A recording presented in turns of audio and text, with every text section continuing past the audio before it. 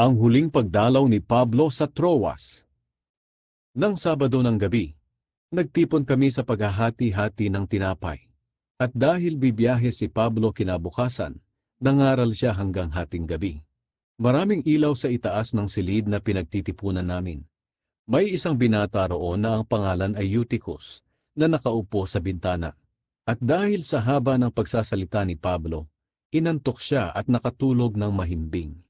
At nahulog siya sa bintana mula sa pangatlong palapag. Patay na siya ng buhatin nila.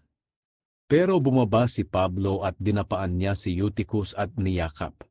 Sinabi niya sa mga tao, "Huwag kayong mag-alala, buhay siya." At bumalik si Pablo sa itaas, hinati-hati ang tinapay at kumain. Pagkatapos nangaral pa siya hanggang madaling araw, at saka siya umalis. Ang binatang nahulog ay iniuwi nilang buhay, at lubos silang natuwa.